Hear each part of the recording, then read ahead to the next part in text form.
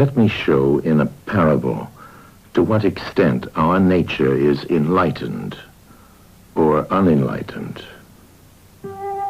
Envision human figures living in an underground cave with a long entrance across the whole width of the cave.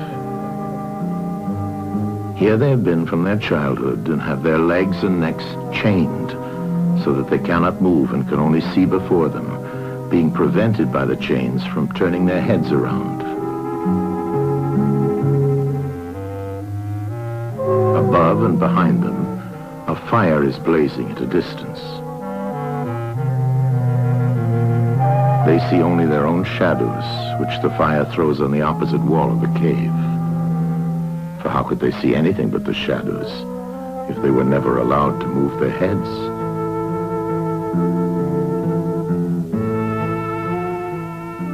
Between the fire and the prisoners, there is a raised way and a low wall built along the way like the screen which puppet players have in front of them, over which they show the puppets.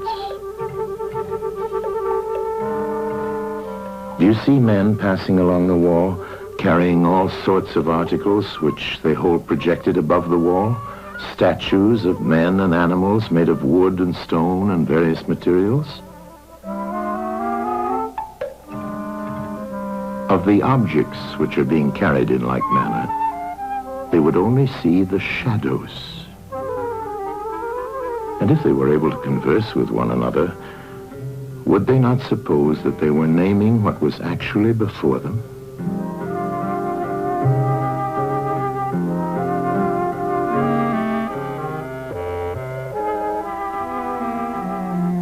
And suppose further that there was an echo which came from the wall.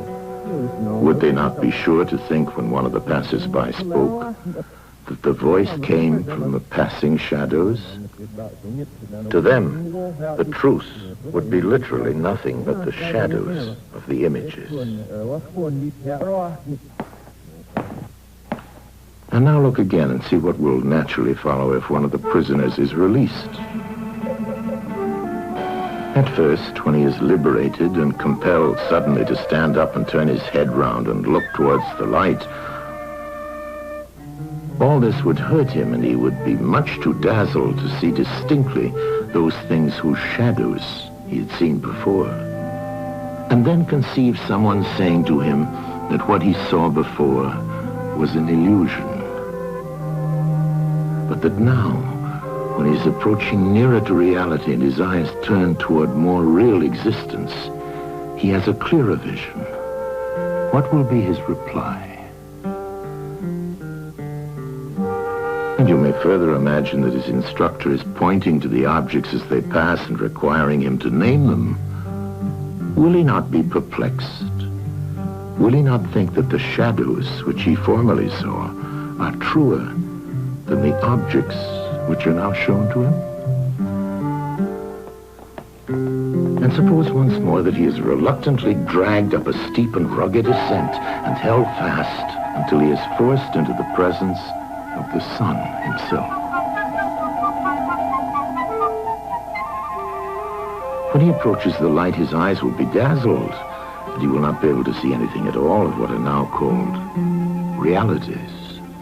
He will require to grow accustomed to the sight of the upper world.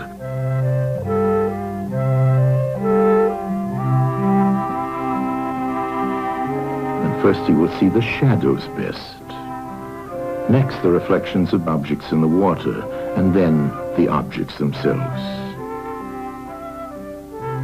Then he will gaze upon the stars and the spangled heavens and the light of the moon. He will see the sky and the stars by night.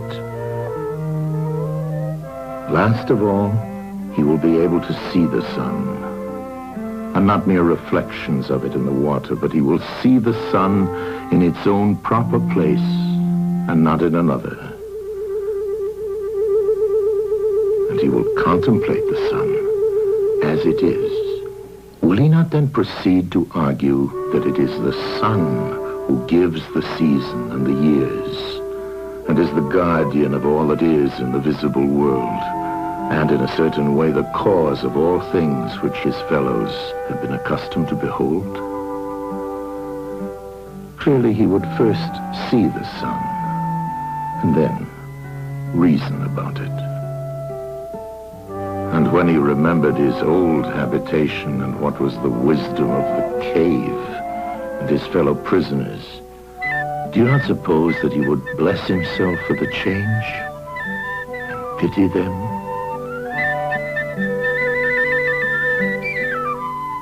And if they were in the habit of conferring honors among themselves on those who were the quickest to observe the passing shadows, and to remark which of them went before and which followed after, and which were together and who were therefore best able to draw conclusions as to the future, do you think that he would care for such honors and glories, or envy the possessors of them? Would he not say with Homer, "Better to be the poor servant of a poor master, and to endure anything rather than think as they do, and live after their manner"? Imagine, once more, such a one coming suddenly out of the sun to be replaced in his old situation. Would he not be certain to have his eyes full of darkness? And if there were a contest of measuring the shadows, and he had to compete with the prisoners who had never moved out of the den, while his sight was still weak, and before his eyes had become steady, wouldn't they all laugh at him and say he had spoiled his eyesight by going up there, and that it was better not to even think of ascending?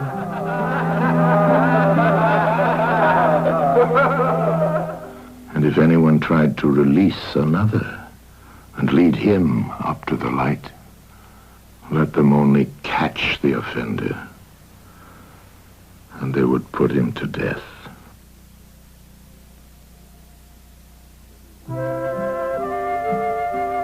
It is the task of the enlightened not only to ascend to learning and to see the good, but to be willing to descend again to those prisoners and to share their troubles and their honors, whether they are worth having or not.